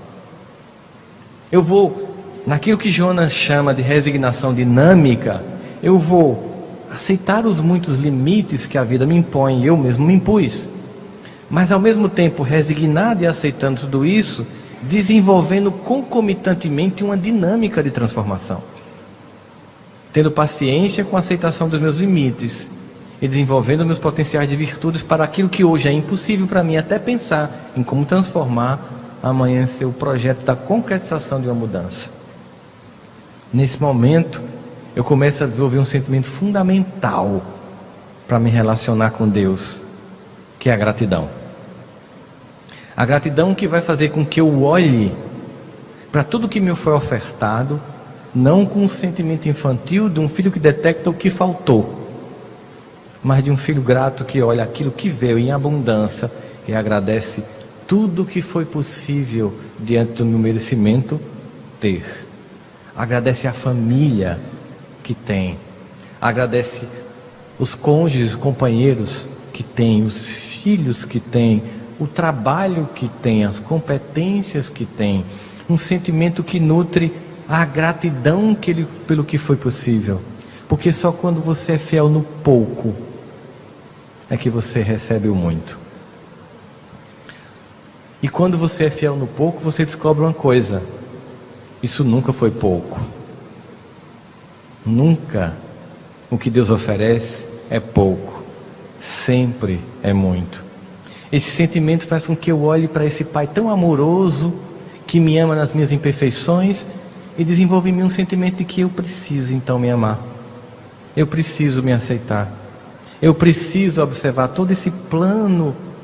E no momento que eu desenvolvo esse sentimento de amor próprio, eu desenvolvo um outro sentimento: se Deus perfeito ama o imperfeito que eu sou e eu aprendi a me amar, me cabe então amar todos os outros na sua imperfeição, entendendo em cada um apenas os processos que as pessoas desenvolvem. Esse sentimento não é fácil, gente. Para ser sincero a vocês, eu acho que eu perdi no mínimo 35 anos da minha encarnação me sentindo imerecedor do amor de Deus. Eu passei muito tempo achando que eu era tão cheio de defeitos que eu não merecia nenhum olhar de misericórdia. Quando eu me tornei espírita, eu achei que todo mundo que tinha no centro espírita era médium e via quem eu era. E tinha um centro espírita particularmente que eu ia, que tinha um monte de gente na mesa. E a primeira vez que eu fui, todos olharam para mim. E eu disse: pronto, ferrou. Não volto mais nunca, já sabem quem sou eu. Eu descobri, de forma muito gratificante, que não, eles não conseguem ver quem eu sou. Descobri que eu também não consigo ver quem eles são. Porque, ao contrário de Deus, eu não tenho maturidade para amar o outro na sua crueza. Por isso a gente cria personagens, máscaras de convivências, para que a gente possa viver com os outros baseado num personagem que a gente criou. Quando a gente está apaixonado, esse personagem fica muito mais perfeito. A gente é delicado, gentil e afetuoso. E depois de um tempo o personagem vai perdendo a força. A gente percebe isso no Congresso Espírita. Vocês já se perguntaram por que dura só 3 dias? É o tempo que a gente consegue fingir que é bem evoluído, deixar o outro passar na fila. Pega o livro, só tem esse, é seu, né? No 4º dia, meu amigo, é igual a greve. Você vai para o posto, o combustível é meu. Farinha pouca, meu pirão primeiro. E o projeto é diferente. Esse desenvolvimento de amor próprio é um desenvolvimento de aceitação dessas sombras, com a compreensão de processos. E ver essas queixas da alma, que na verdade são apontamentos daquilo que em mim ainda está precisando melhorar, se desenvolver. O tempo inteiro ficamos com um projeto de acusação que não nos leva a absolutamente lugar nenhum. Eu lembro que particularmente isso tinha a ver com o fato de que eu tinha excluído da minha vida um personagem. E a falta que ele fazia desenvolvia em mim um buraco afetivo muito grande. Aos 6 anos, os meus pais se separaram. Era 1977. Naquela época, nem divórcio existia. Naquele momento, minha avó, a mãe da minha mãe e o pai dela, até pelo nível de compreensão que eles tinham, não aceitaram uma filha divorciada. E minha mãe foi expulsa de casa. E um dia eu amanheci sem pai, sem mãe, sem irmão, nem o cachorro mais estava lá. Meu irmão estava na casa dos meus avós paternos, eu na casa dos meus avós maternos, minha mãe no interior da Bahia e meu pai completamente distante. E naquele momento, a partir dali eu desenvolvi uma mágoa profunda, achando que alguém tinha abandonado o barco e estava ficando difícil navegar. Eu passei muito tempo, quando tudo dava errado na minha vida, mesmo quando eram escolhas que eu fazia, atribuía culpa a ele e dizia: por causa dele eu passo por isso. Nos dias em que a gente almoçou apenas tomate, nos dias em que eu queria comprar uma coisa, me lembro que uma vez a minha mãe me deu o equivalente a 15 reais e ela disse: é seu aniversário, compre um presente para você. E eu fui para o supermercado e comprei biscoito recheado e iogurte. E minha mãe disse: por que você comprou isso? Porque eu sonhava em comer isso na minha vida. Ela chorou muito, porque ela disse: eu não consigo nem dar isso para você, né, meu filho? E a gente perceber depois tudo isso como essencial e importante para o que Deus vai desenvolver como característica em nossos corações. Entender que todas essas faltas foram essenciais e apenas forjaram na gente caráter. Aí eu conheço então a minha atual esposa, então namorada. E depois de 1 ano moendo, aqui vocês entendem moer, não entende? Moer na Paraíba é ficar conversando até a pessoa se convencer a namorar com você. Não sei como é que vocês dizem aqui isso aí, mas ela é ficar moendo, sabe? Depois de 1 ano ela aceitou namorar comigo. Deu trabalho. Depois de 4 anos eu resolvi pedir-lhe em casamento. E ela me veio com a pérola: não caso com você. Disse: por que não? Porque você tem mágoa do seu pai. Eu não quero casar com um homem magoado. Eu disse: mas eu tenho motivos. Ela disse: você que pensa. É tão fácil julgar os outros distantes, né? Se você quiser casar comigo, você tem que perdoar seu pai.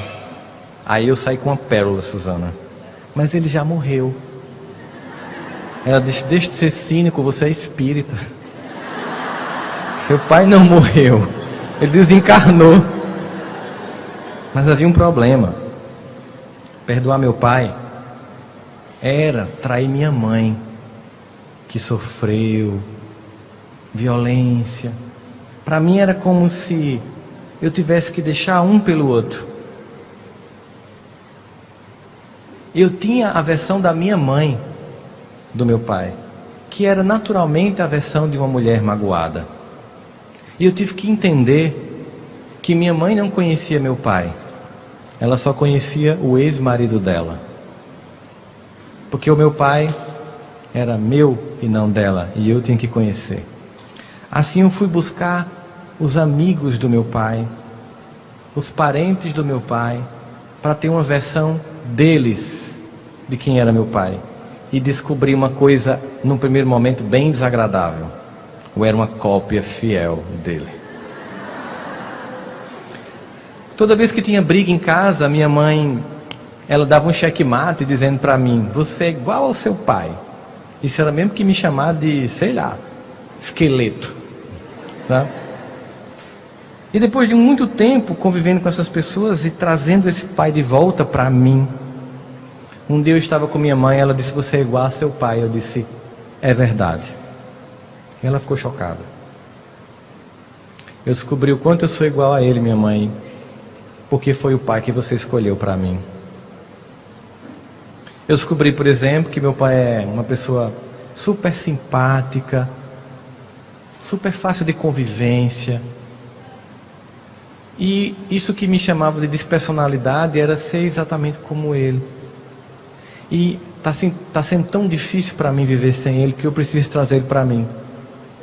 No primeiro momento ela ficou com muita raiva. Não só de mim, como da minha namorada, hoje esposa. Porque tinha feito esse processo.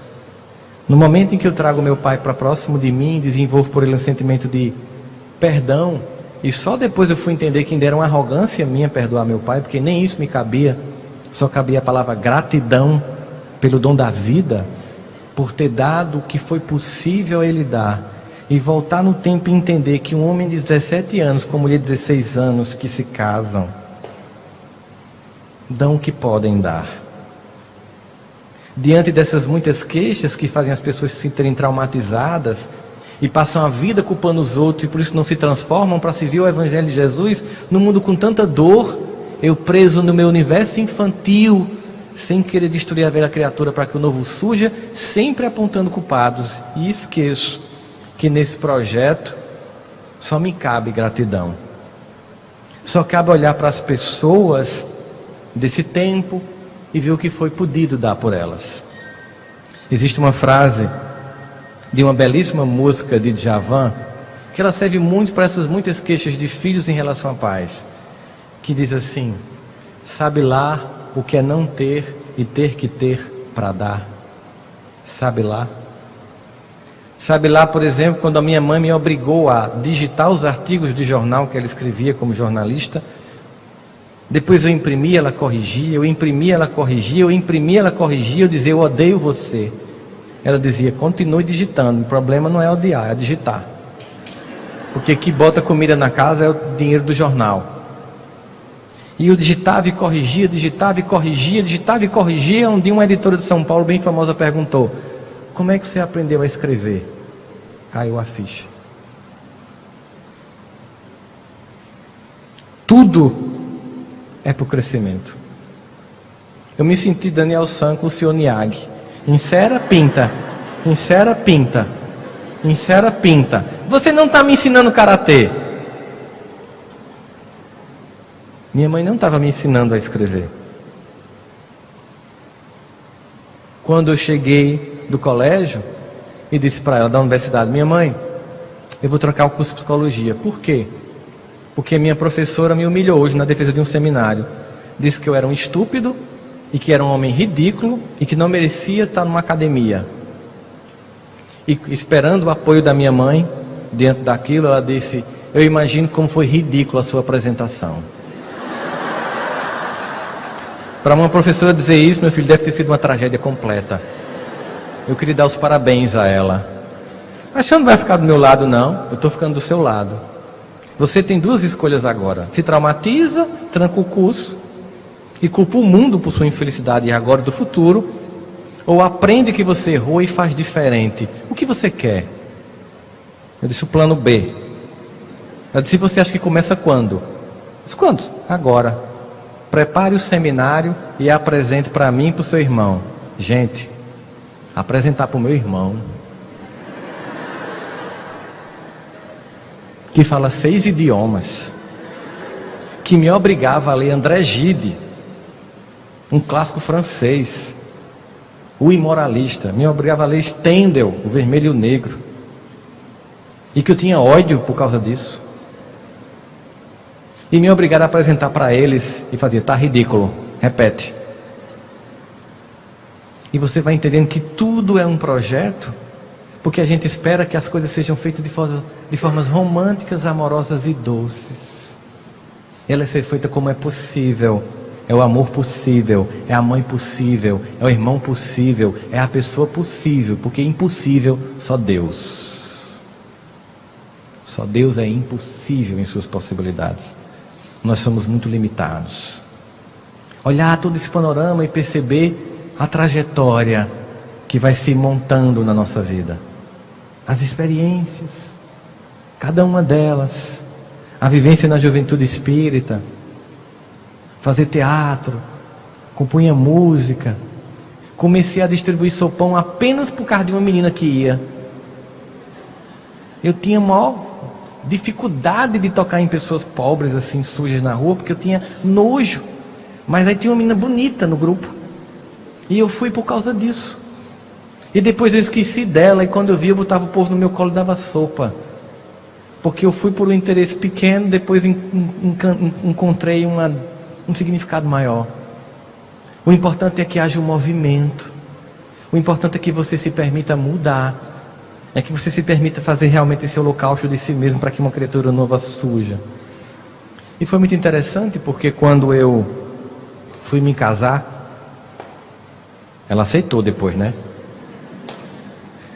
A gente botou um banner com meu pai e minha mãe no dia do casamento deles, e um banner com a mãe dela e o pai dela no dia do casamento deles. Eu convidei os irmãos do segundo casamento do meu pai, que eu tinha distância, e a minha mãe perdoou meu pai no processo. Se livrou de uma mágoa de muito tempo, porque a decisão era tornar-se uma pessoa nova, um processo que não acaba nunca. Tantas queixas, tantas mágoas, tantas impossibilidades, como bolas que nós arrastamos para não nos desenvolvermos. Tanta gente que lamenta.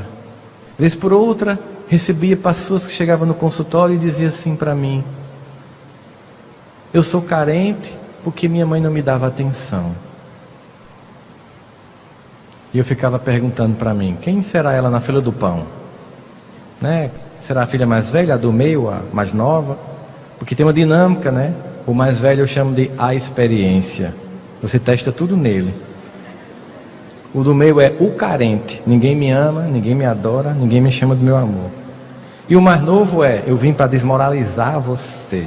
Eu só faço o que eu quero. Pode bater para sangrar, é do meu jeito, né? Há dinâmicas diferenciadas, mas de um jeito ou de outro eu fiz. Então, sua mãe não lhe deu atenção. Quantos irmãos você tinha? 15.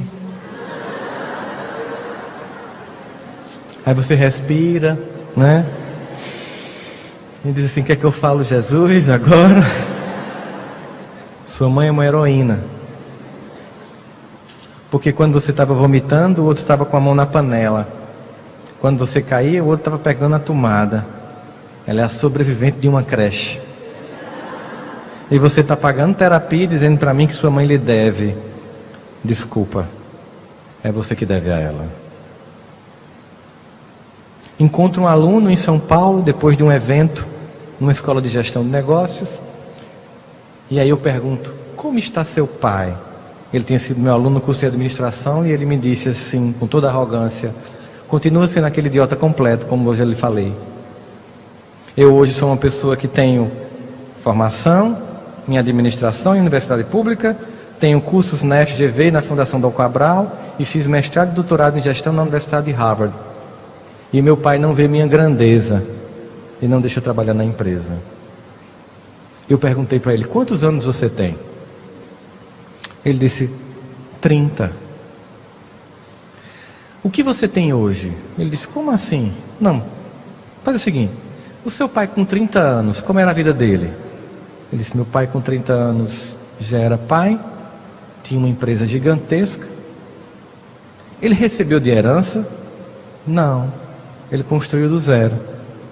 E você tem 30 anos, com mestrado e doutorado em Harvard, você tem uma banca de jornal? Ele disse: não.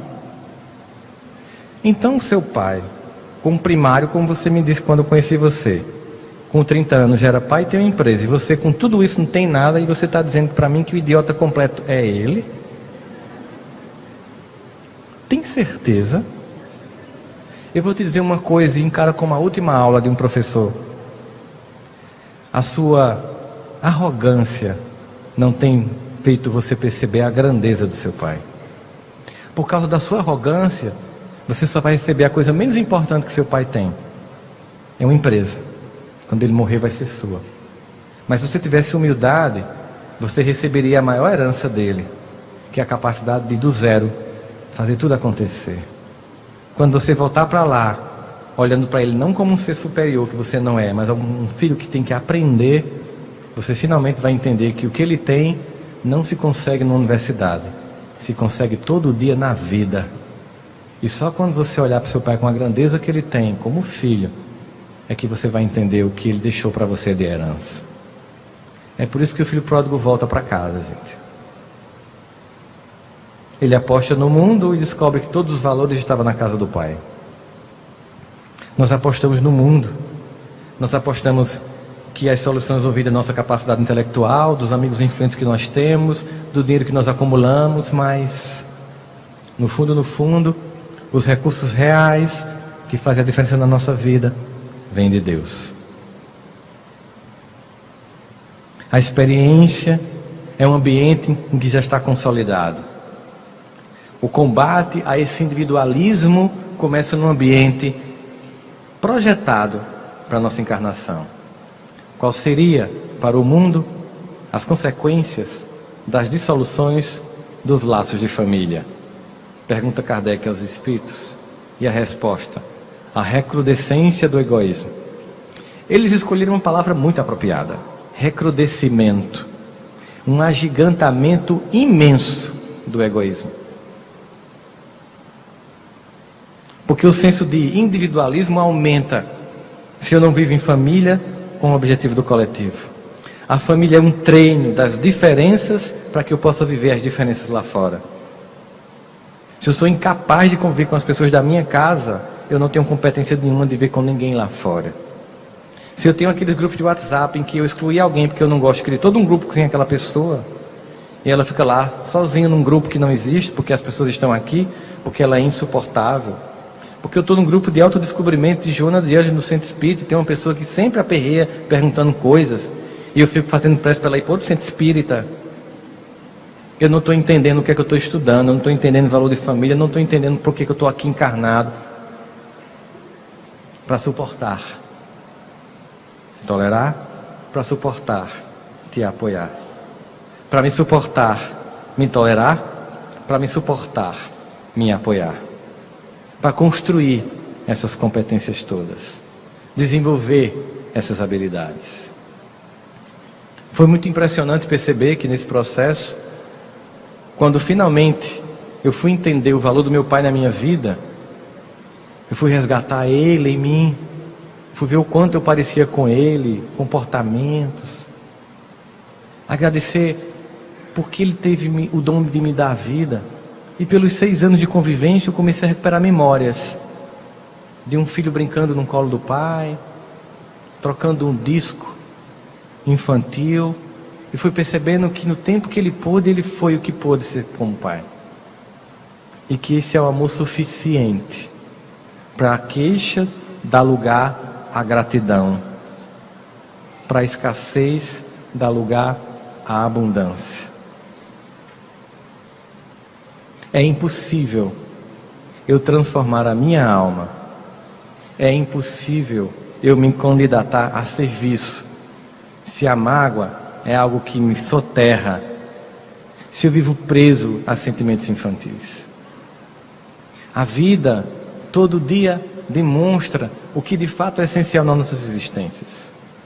Durante muito tempo, alguns pensadores imaginaram que o controle social do mundo seria dado por sistemas autocráticos e ditatoriais de autocontrole. E na verdade o que nós temos é o contrário disso. É um excesso tão grande de possibilidades que nós nos desconectamos de nós mesmos e de Deus.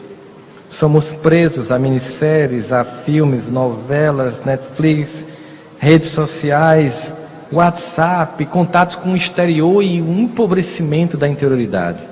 Imaginamos que a condição de aceitação é de exercer ou viver funções ou consumir coisas que as pessoas compram com a desconexão da interioridade. No entanto, as pesquisas mais tranquilas, serenas e recentes na área da neurociência mostram que felicidade é uma coisa muito simples e sentida no lugar de sempre, em família.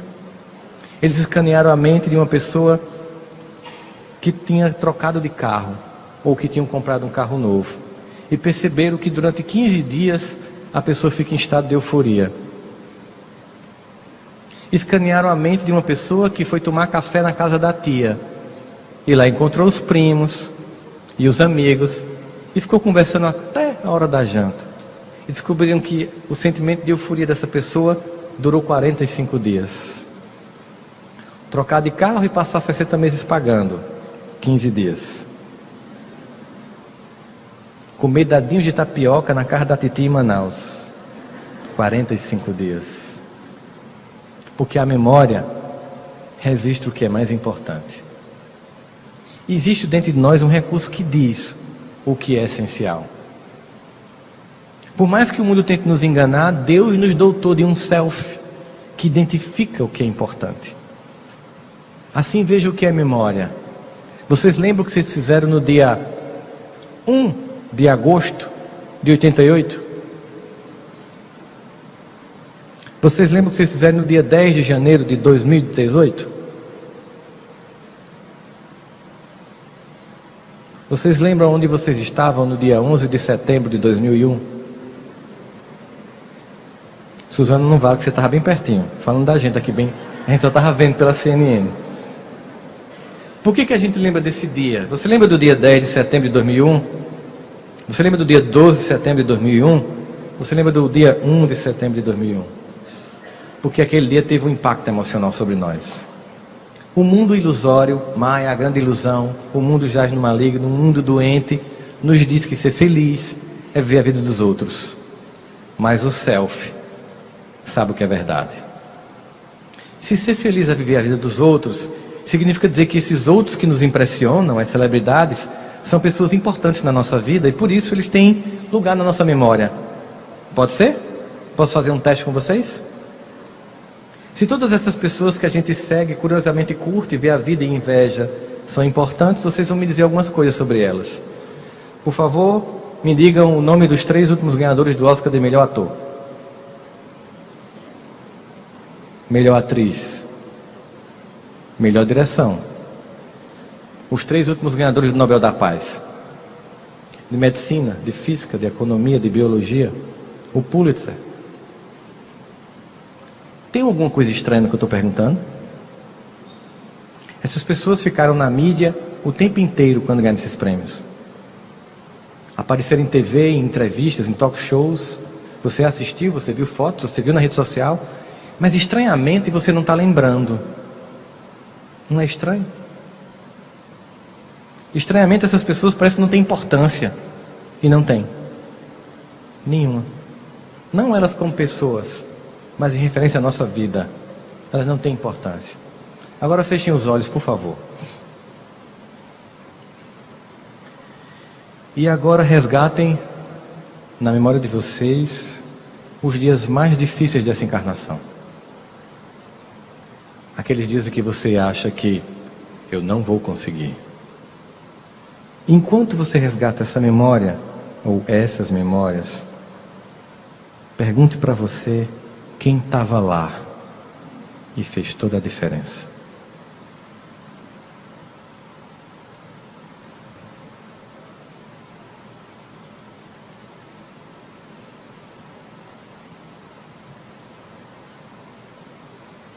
Agora podem abrir os olhos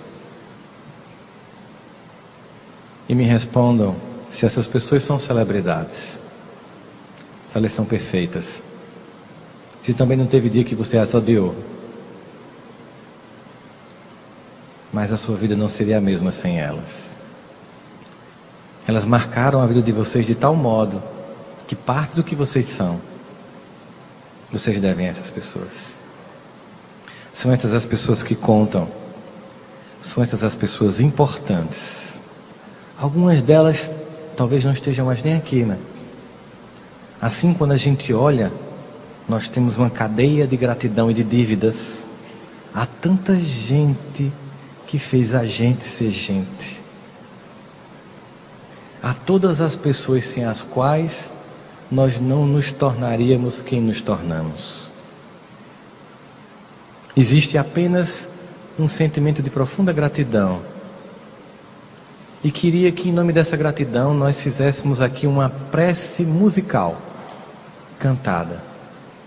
E que enquanto vocês cantam, de olhos fechados, sem se preocupar com o julgamento dos outros, apenas pensando no seu coração, fechem os olhos e retomem a lista das muitas pessoas que passaram por sua vida sem as quais você não seria quem é.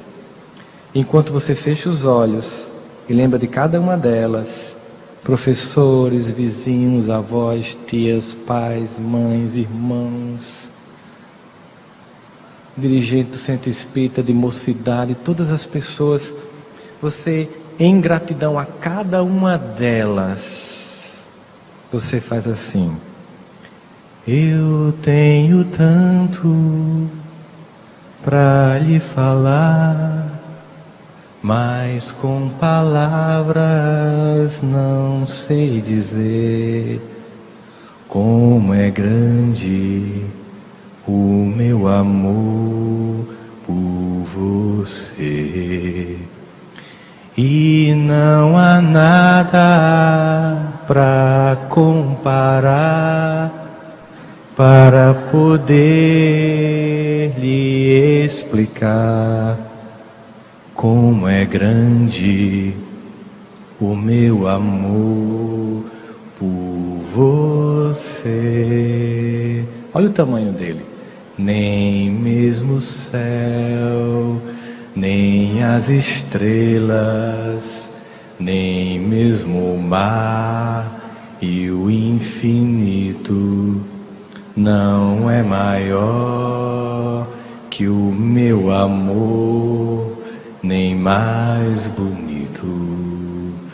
Me desespero a procurar alguma forma de lhe falar como é grande o meu amor por você. Só vocês agora, vamos lá.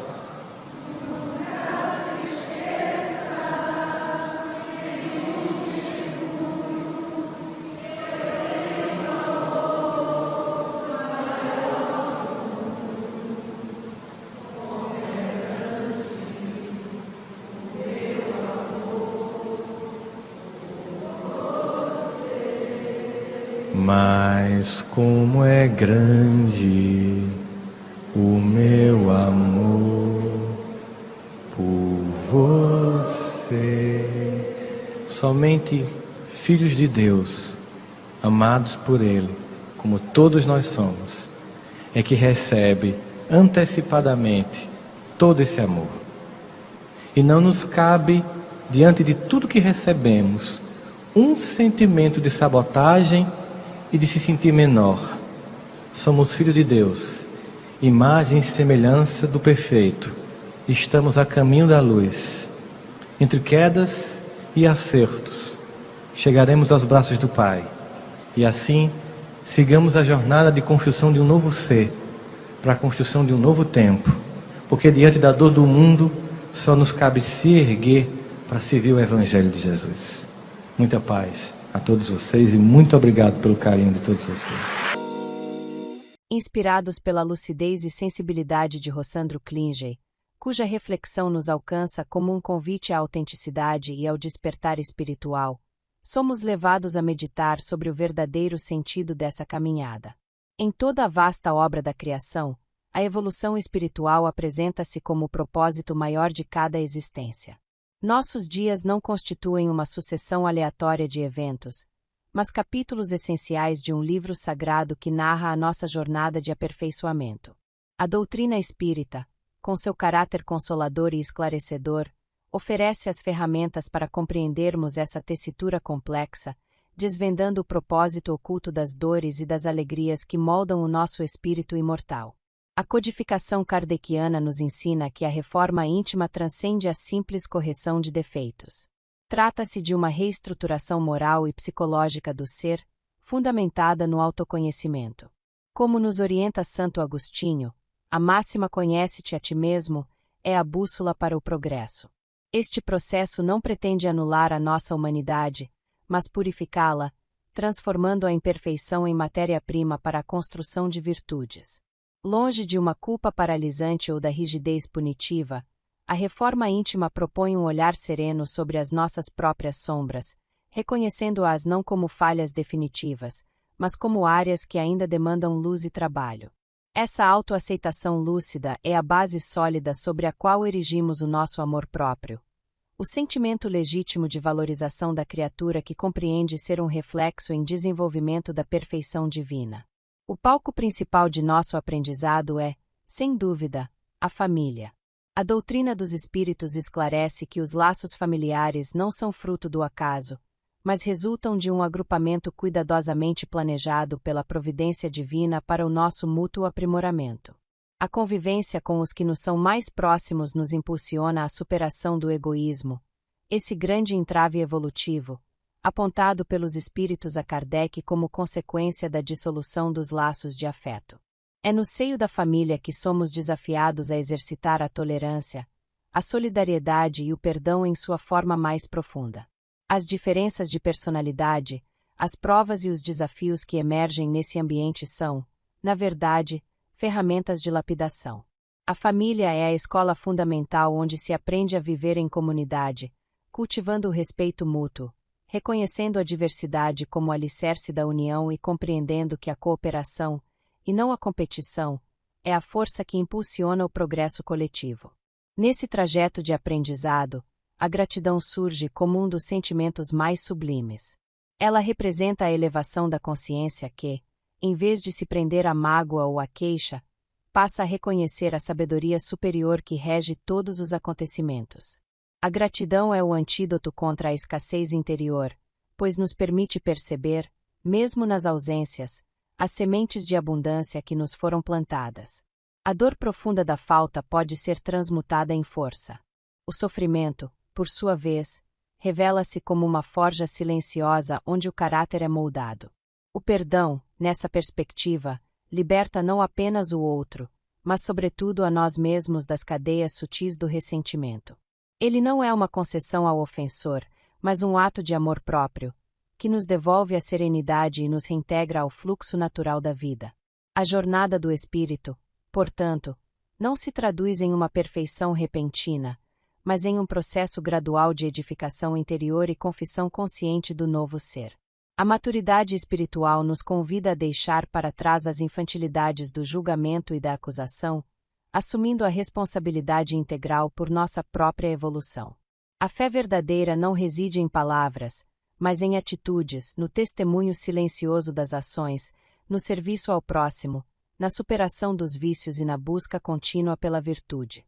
É nesse labor cotidiano que o Evangelho se manifesta em plenitude. Que a nossa jornada, alicerçada nessa compreensão lúcida, seja um constante florescer de luz e esperança. E que, pela gratidão e pelo amor, nos tornemos instrumentos vivos da paz e da harmonia no mundo.